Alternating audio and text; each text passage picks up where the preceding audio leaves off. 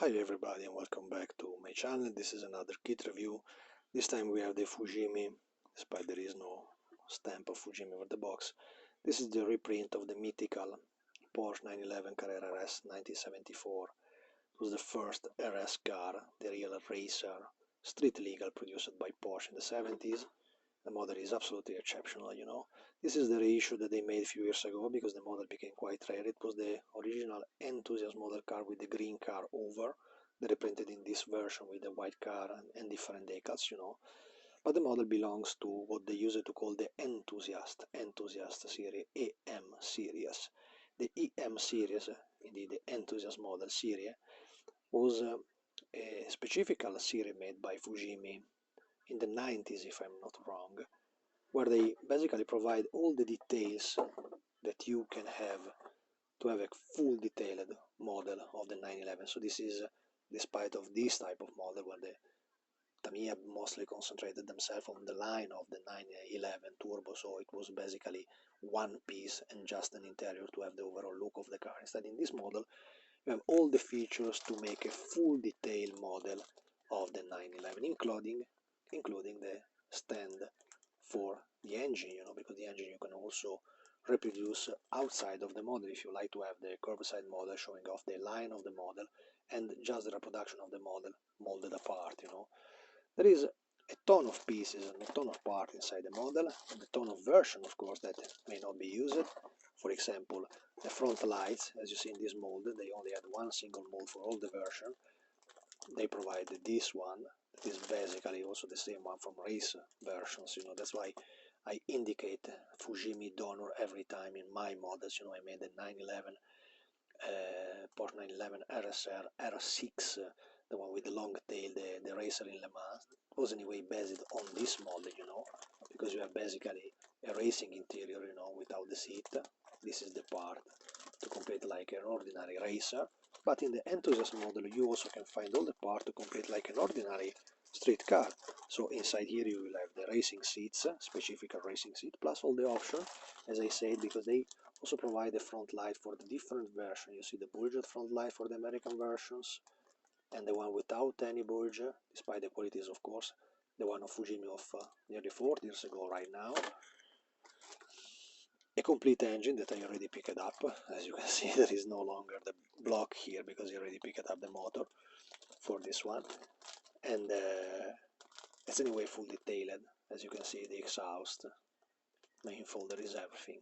There is everything here. The front part, this was the starting point RS. It was the starting point to obtain an RSR that was an even wider version. It was the racer car based over the RS model, you know, and because they used much bigger tire, they had to increase even more the body. This was the original body shell. See, it started ready to be bulged, big ass, this type of detail, and the correct part in steel for the opening of the engine, where you have all the tag and the VIN of the model, you know. Really, really, really well done. But it was absolutely nice and absolutely precise and detailed. Many say they can be a little smaller in dimension, but I take the measure, you know, with the, I make it in live here now in the video. I mean, if I pick it up the body from Tamiya, this is the comparison, despite it's still in the box. As you can see here, they're basically identical, so I don't think that it's so smaller, you know. Yeah, maybe the window frame results a little smaller, but they include a much bigger frame here that Tamiya don't have. So I think basically all the bullshits about the scale and so on is just stuff that don't find reality in the model, you know. They are perfectly, let's see, typical test of the wheels. Look, look, they are perfect. If Tamiya is perfect, Fujimi is the same stuff. My idea. And now we have seen in this video that there is no reason to believe that they are smaller model like they said in the past. So the wheels is this type, you know. RS74 had wider tires, still not so wide like the final RSR that nearly had Formula 1 tires, you know, huge and big, over 13-inch or 15-inch, but mostly 13-inch. Let me see, they printed it correctly over here. There is the measure, no, just Pirelli Cinturato P7. Quite nice anyway, for consider that it's anyway, we are talking of a reissue of a model of 35 years ago, 40 years ago, so the quality, the standard level of high quality model was anyway this. The parts with the proper ducktail, as you can see, this was the ducktail from the first RS model, used also in the racer and in rally cars. They also had this type of rear wing. There is a huge plenty of pieces, you know. This is the roll cage. If you want to go for a racing car, they offer you the version to complete the race version, you know, with the roll cage already done. You can increase it, you can decrease it, you can make the one that could be disassembled from the car. There was several types of options of this model, as well as the interiors. As I said, they provide you the interior part for the racer, but if you want to go for a street version, they also provide you the part to make the leather interior parts of the racer. The dash, as you can see, this is they just provide the left hand dash, not the right hand dash, so you cannot go without a major modification. For a British car, you have to modify that part if you want to make a British car. Different steering column, a different steering wheel, plus a different type of, that is the rim used for the spare wheel, and that is the spacer for the spare wheel in the front bonnet. Usually the front part, you can see there, is molded so thin that you can absolutely cut it with a knife. It is very easy to make it open, and as you can see, transparent panel line, or you can simply keep it closed like it is from the model. This was a holy grail of a kit. This was one of the nicest models we ever seen around about the 911.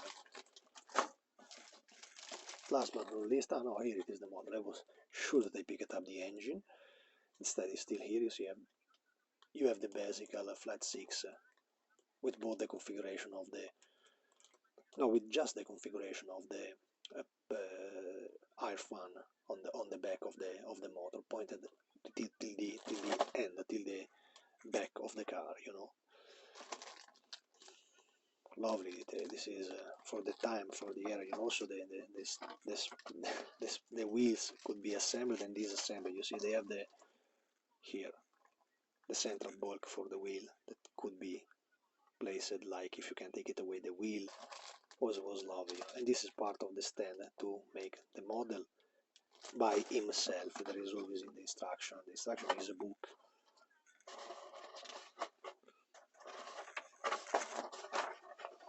Instruction is a book.